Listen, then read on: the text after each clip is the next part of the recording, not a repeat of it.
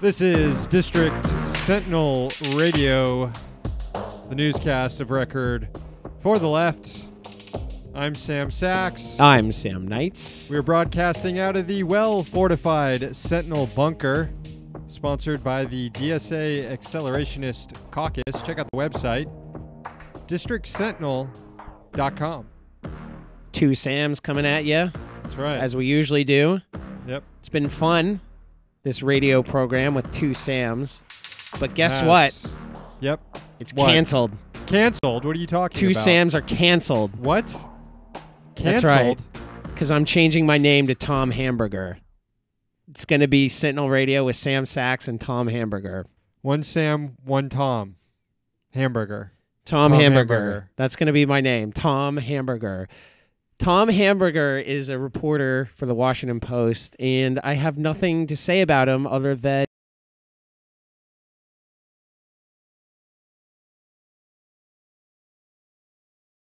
to have that name if you want that name, Tom Hamburger. And it goes more than just changing your name. It comes with a lifestyle change. You're going to open up Tom Hamburger's Hamburgers. Tom Hamburger's Hamburgers. Yeah, I'm going And to moonlight.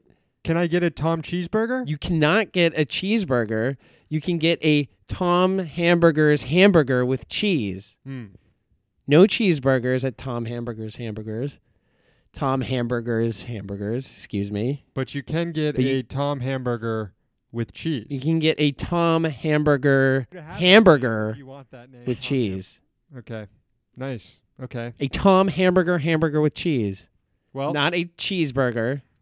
Not a Tom Hamburger's cheeseburger. A Tom Hamburger's hamburger with cheese. yeah.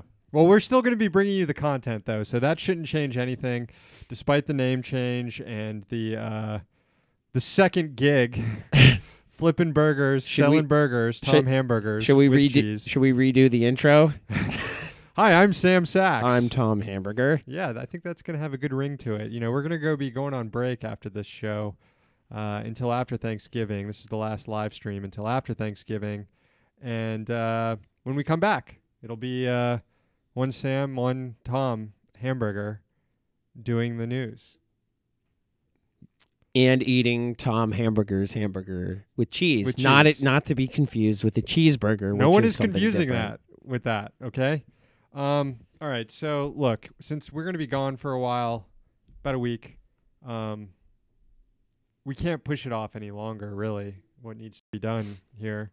It needs to be done. Hang on, let me move this entirely here. It is a solemn time of the year, and We've got a bowl of water here. especially so because we have a solemn goodbye to say to our loyal friend, our formerly loyal friend, Intern Suck. Intern Suck here.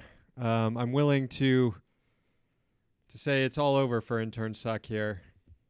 There's not much left to it.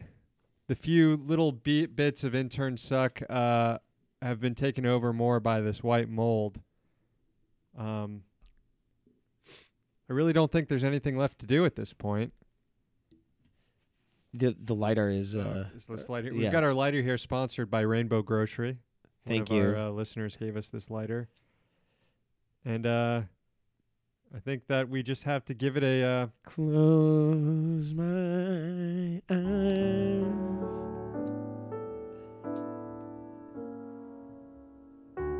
We were a little worried this thing wouldn't ignite. I don't think it is. It's burning. It's just not coming with the flames here. Interns But, suck, forever burning a flame in our hearts. Got a little ant here crawling on the bowl here. I saw you about to burn the ant. I was not going to burn the ant. Don't do that. Anyways, you get the picture here with Intern Nate, who is... Interns suck. Intern... Jesus, the cops are going to be banging on our door. Intern Suck is just kind of smoldering here. Proper Viking burial. Not quite, I guess. Rest in power, buddy. I certainly smell something. I also smell that something. That thing is the smell of Intern Suck burning through the ages, burning bright through the ages. Yeah. Post your remembrances of Intern Suck in the chat room right now. All right. All right. Intern Scully remains strong, though. We'll all get through this together. I am sure this is a really hard time for Intern Scully, so we're thinking about you. Okay. It is Wednesday, November 14th, 2018. Here's the news. All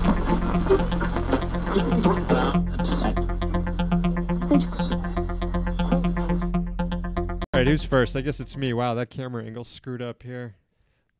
Well, we had to attend to funereal things before the show. We did. Okay, today, the U.S. House was supposed to vote on a resolution to end U.S. involvement in the Saudi war in Yemen, which has produced one of the more dire humanitarian catastrophes in the world right now. A war powers resolution sponsored by Ro Khanna was supposed to be considered on Wednesday. Under the War Powers Act, a bill related to an unauthorized war receives special treatment in the House. It can be brought to the floor immediately for a vote, regardless of leadership's wishes. But during a Rules Committee hearing on Tuesday night, Republicans on the panel stripped the Khanna bill of its status under the War Powers Act. So instead of voting on U.S. involvement in the massacre in Yemen, lawmakers will vote on a rule that effectively kills the resolution. As of recording right now, that vote hasn't taken place. It was scheduled for sometime on Wednesday. Ro Khanna tweeted on Tuesday before the vote, quote, "The Republicans tomorrow are trying to bury my Yemen war powers resolution in a rule that would prevent an up or down vote. This is unprecedented and would undermine the very purpose of the War Powers Act. Anyone who cares about Article 1 of the Constitution be outraged." The U.S. has scaled back some of its support to Saudi bombing campaigns in Yemen. The Pentagon is no longer offering refueling missions to Saudi planes. A spokesperson for Speaker Paul Ryan cited that development to claim that Khanna's legislation is now unnecessary and based on a faulty premise. In reality, though, the U.S. still does provide much in the way of support for Saudi war crimes, from offering training to pilots to offering intelligence on targets to providing the actual bombs that are landing on civilians. Chances are strong, though, that Khanna's resolution will get consideration in the new Congress controlled by Democrats. I mean, it has the support of even hawkish Democrats, including Elliot Engel, Adam Smith, and Steny Hoyer. There are just 2 weeks left until Democrats elect a House Speaker, or at least try to. A new data released today shows just who dislikes Dems' current leader, Nancy Pelosi. Spoiler, it's not Republicans because she's effective, as some mindless dipshits on Twitter have been claiming. According to CNN, only 44% of Democrats think Pelosi would be the best choice. That's opposed to 46% who want someone else. And more importantly, just 30% of Democrats actually want Pelosi to be Speaker. That's right. If you found 10 honest-to-God Democrats, only 3, just 3, would think that Nancy Pelosi is the person who should be holding the gavel in January. Pelosi and her allies are confident she will be reelected. Perhaps it's because currently the only Democrats who are actually making moves to oust Pelosi are feckless centrist nobodies like Tim Ryan and Seth Moulton. They're among 20 Democrats who have currently vowed to withhold votes for Pelosi as Speaker on the House floor. But speaking to reporters yesterday, Moulton made a salient point about why the charge is being led by such a marginal group. According to ABC News, the Massachusetts rep said, quote, "There's a very practical political reason why no one has come out. They don't want to alienate Pelosi supporters, so it only makes sense from a political perspective that a new candidate steps up after it's clear that she doesn't have the votes. This isn't just a matter of who will sit next to who in the Rayburn cafeteria either. Pelosi is a big fundraiser, as we will note in the forthcoming edition of our zine. Meanwhile, there was leadership news today on the other side of the aisle. Hardliner and total creep Jim Jordan was defeated, thank God, by current House Majority Leader Kevin McCarthy. I guess thank God. Would we care if Jim Jordan were Speaker? I guess it's a bit like I guess it would be a bit like the Clinton campaign wanting Trump to be the Republican nominee because they think he'd be easy to defeat. But yeah, I guess it is good that Jim Jordan fuck lost. Fuck Jim Jordan. Anyway, It wasn't even close either way. 159 votes for McCarthy, 43 for Jordan. So Kevin McCarthy will be the Republican minority leader when the 116th Congress convenes in January. Also rising in the ranks, Liz Cheney, the daughter of our baboon heart-having ex-vice president, was elected Republican conference chair. She ran unopposed, as Fox News noted. Cheney will oversee communications strategy in January. She called for a, quote, more aggressive, more of a rapid response in dealing with communications. Because if there's one thing that we don't think about Republicans' talking points, it's they're not aggressive enough. No, not aggressive enough. All right, time to take a quick haiku break. I'm telling you, I'm not sure these fumes are good for us that intern sucks carcass is emitting here, but we'll make it through it here. No new subscribers overnight, but this is our last live stream before Thanksgiving, so got one haiku to read for all of you.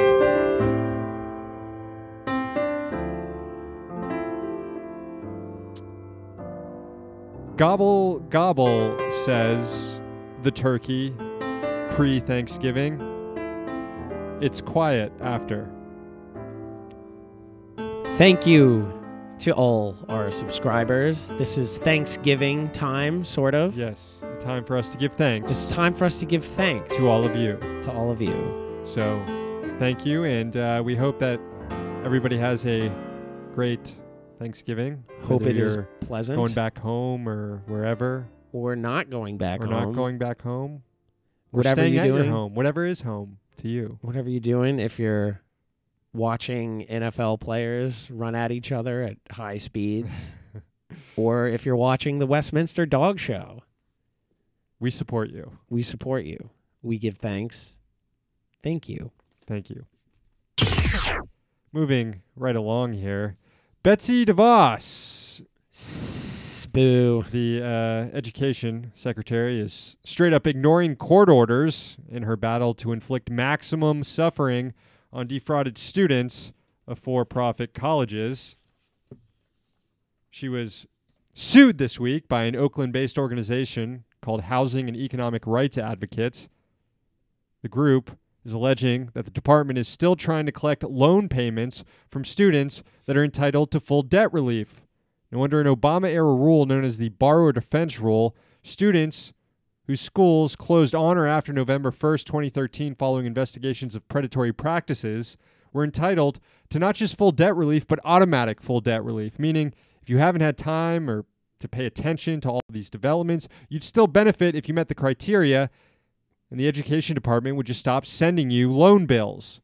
The rule was supposed to take effect June last year, but Betsy DeVos tried to block it, but she was then defeated not once but twice in the courts.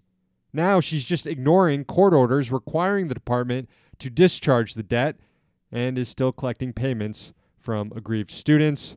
The lawsuit against DeVos claims that she's in violation of the Administrative Procedures Act. By not implementing the automatic debt relief provision, the group is seeking a court order to force it. Godspeed. Finally, another watchdog report details how the U.S. government spends millions to allow guns. According to a Government Accountability Office study released today, the DEA spent millions in recent years on cannabis interdiction alone. Millions for some fucking weed. Between 2015 and 2018, America's leading drug war agency spent $17 million for its domestic cannabis eradication/suppression program, or DCESP. Suppress the weed. Of course it has an acronym. According to the report, most of this went to airplanes, helicopters, and helicopter fuel, quote, to detect possible marijuana grow sites. Also, of course, a significant chunk of this money went to overtime costs, as GAO noted, because when crooked law enforcement is afoot, there are always going to be overtime costs. It's the oldest trick in the cop book. GAO noted that the DCESP increasingly, quote, helps eradicate marijuana that was not in compliance with state and local marijuana laws. In other words, feds are still finding ways to get money to throw people in jail for weed even after it has been legalized in many places. No surprise there. All right, that'll do it for the newscast. Before we go, I see we've got a call on the listener rant line. Let's check it out. Yeah, so I was listening to your November 9th Sentinel cast, and you said that you weren't going to be observing the holiday on Monday, which you referred to as Veterans Day, which is very offensive to me as a troop. The name of the actual holiday is Armistice Day, which, as we all know, celebrates the end of fighting in World War I. In other words, one of my favorite things when my higher-ups tell me that we don't have to do anything anymore, which, trust me, is in everyone's best interest. Good point. Fair point. Fair point indeed. Stand corrected.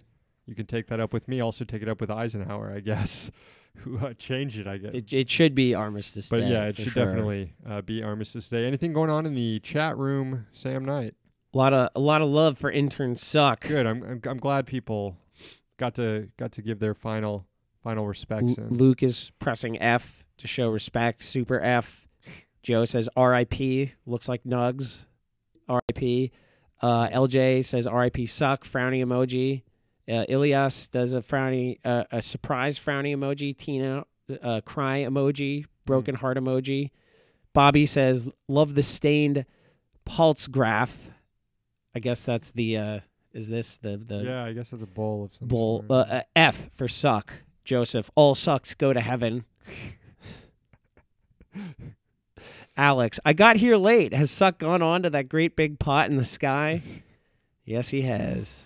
He has indeed. 420 is the name of the pot, is what people are saying. Alex says, what's Turkey Day without being surrounded by reactionary chuds? True. Yeah. All right. Well, we're going to end it right there. Call the rant line, 202-684-6108. Thank you to all of you, the subscribers. Also, thank you to our sponsors, the Congressional Dish Podcast, hosted by Jen Briney, and levelnews.org. As you all know, we will be taking a brief break for Thanksgiving. We'll return to our regularly scheduled newscast and Sentinel cast after the holiday. We're here in D.C. Oh, we do have some bonus content coming out tomorrow and a zine coming out, so stay tuned for that. Yeah. We're here in D.C. so that you don't have to be.